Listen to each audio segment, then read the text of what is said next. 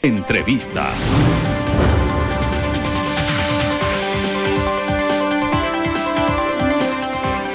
7:34. Saludamos a esta hora al sociólogo Marco Zalamea. Él es escritor y analista político de la ciudad de Cuenca. Marco, buenos días, gracias por aceptar la invitación a este diálogo sobre el ahora ex vicepresidente de la República, Otto Sonnenhösner. ¿Cuál es su lectura con respecto a esta decisión? Bienvenido. Buenos días, Hernán, y un saludo a los y las televidentes de Telegrama Noticias. Bueno, en lo particular no me sorprende la renuncia del vicepresidente de la República, puesto que se venía haciendo evidente pues algunas discrepancias o contradicciones entre grupos al interior del gobierno. Por un lado, pues, un grupo que ha logrado hegemonizar en la gestión gubernamental, que es el de ruptura de los 25, cuya cabeza más visible pues es la actual ministra de Gobierno, María Paula Romo. Y por otro lado, pues, el vicepresidente de la República, que parece que se quedó un poco medio solo. Por eso mismo es que en la renuncia el día de ayer él habla de que cuando la vicepresidencia se convierte en un impedimento para servir al país, pues es necesario apartarse de ese cargo, lo cual hace evidente pues este tipo de discrepancias. Pero creo que la razón de fondo, la razón fundamental, es la pretensión del actual o del renunciante vicepresidente pues de ser candidato a la presidencia de la República. Y claro, en los tiempos políticos él hace el cálculo de que renunciar con varios meses de anticipación a la elección presidencial puede quizás hacer olvidar la imagen a la gente de que él pertenece a este gobierno, pues un gobierno que ha generado pues críticas, cuestionamientos en el manejo de las diversas crisis. Una de las últimas, la crisis frente a la pandemia. Y hay que reconocer pues el protagonismo que inicialmente tuvo para enfrentar la emergencia sanitaria el vicepresidente de la República. Entonces me parece que el cálculo electoral para evitar pues cargar con el desgaste que está teniendo este gobierno de manera abrumadora. Ahora, ¿qué lectura también le da a usted el respaldo, el apoyo, la posibilidad incluso de que continúen en el ámbito político Otto Sonnenhösner por parte de los mismos integrantes del gobierno e incluso del presidente de la República?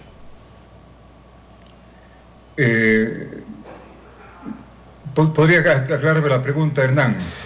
Le decía, ¿qué lectura tiene usted, por ejemplo, lo que dice el presidente de la República, le agradece y el apoyo a una posible candidatura que se podría dar, que lo han expresado los propios integrantes del gobierno de Lenín Moreno, hacia Otto Sonnenhösner?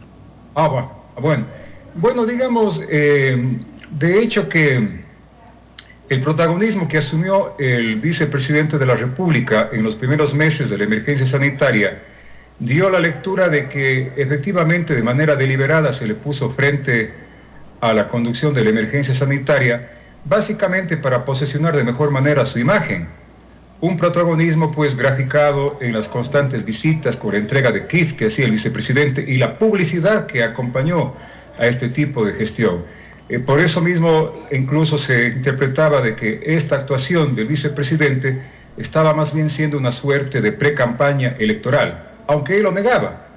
No me sorprende de que generalmente los políticos niegan sus verdaderas intenciones. Vea usted, el vicepresidente siempre dijo de que no estaba en ninguna campaña electoral, que él estaba trabajando por el país.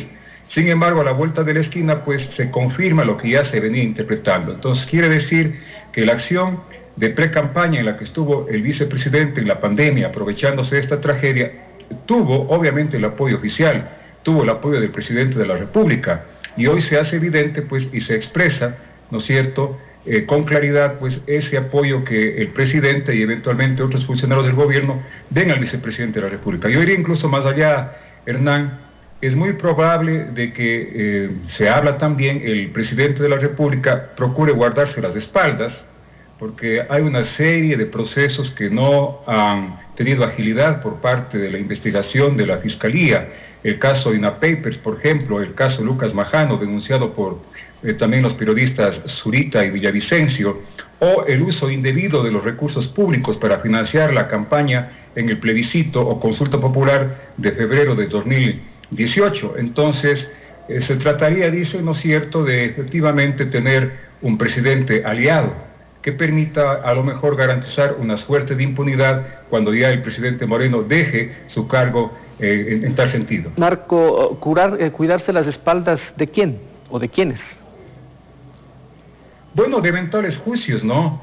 Nosotros sabemos que en este país, de alguna manera, la ostentación del poder garantiza el que no se hagan las investigaciones del caso, garantiza de que pueden haber impunidades respecto a denuncias, sobre todo de corrupción, que es lo que más existe en el Ecuador. Eso pasó con el presidente Correa.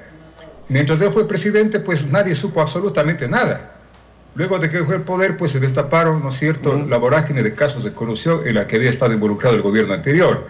Entonces, hoy el gobierno de Moreno, pues no ha tenido que enfrentar, particularmente el presidente, algunas denuncias. Entonces, estas están mediatizadas, pospuestas para que un eventual nuevo gobierno pueda abrir estos casos, en un marco incluso de una mayor independencia de las funciones del Estado y particularmente de la propia institución de la Fiscalía. Entonces podría ir también la intencionalidad, pues, de impulsar, de fomentar y apoyar la candidatura. Incluso se habla de que la creación de esta candidatura ya vino desde cuando fue electo como vicepresidente para ese cargo Otto Sonnenhösner, ¿no? Entonces, todo puede pasar en la política ecuatoriana, tomando en consideración que nuestra política es bastante nihilista, una política eminentemente maquiavélica. Todo da para pensar de que cualquier cosa puede pasar en la política ecuatoriana. Ahora, Marco, ¿cuál sería el mejor perfil para el cuarto vicepresidente de la República de Lenín Moreno? ¿Debería estar dentro del gobierno, por ejemplo, María Paula Romo, que suena fuertemente, o habría que buscar fuera del mismo? Bueno, a estas alturas de la gestión del gobierno, quien quiera que sea vicepresidente de la República, poco importa. Prácticamente estamos ya en un gobierno de salida, un gobierno sumamente desgastado, sin credibilidad, con poca legitimidad social. Entonces, básicamente es un vicepresidente para cumplir lo que obligatoriamente hay que hacerlo, ¿no? Entonces, yo diría un mero formalismo. Da igual quien quiera que sea, pues si es María Paula Romo, pues de alguna manera se le estará premiando, pues, el hecho de que ella ha tenido una actitud muy protagónica en los últimos tiempos, quizás como la vocera principal del gobierno actual. Yo diría, incluso en el caso de Sonnenhösner, habrá que ver qué es lo que va a pasar más adelante, porque en este momento la crisis de la política, sobre todo motivada y agravada por los casos de corrupción, la crisis de los políticos ante la opinión pública, ante la ciudadanía, está creando condiciones adecuadas para la irrupción de lo que podría llamarse un outsider en la política. Y este país es de los outsiders. A los outsiders siempre les ha ido bien. Le fue bien a Freddy Ellis en los años 90. Lucio Gutiérrez vino de fuera del mundo de la política, le fue bien, llegó a ser presidente. Igual pasó con Correa, que vino de la academia.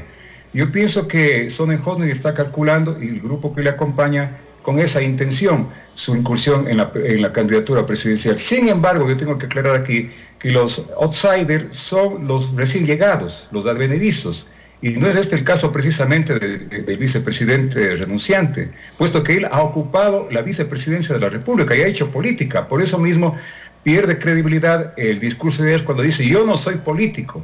Oh, ¿qué más político que ser vicepresidente de la República? Y también pierde credibilidad cuando él habla, por ejemplo, de que él quiere aperturar un camino para combatir el hambre, el desempleo y la corrupción. Son palabras textuales. Entonces uno se puede preguntar, y la gente va a preguntar, ¿cómo es que él, en un año y medio de gobierno, no ayudó en ese proceso, pues, de combatir el hambre, el desempleo y la corrupción? Marco, le agradezco mucho, se nos acabó el tiempo.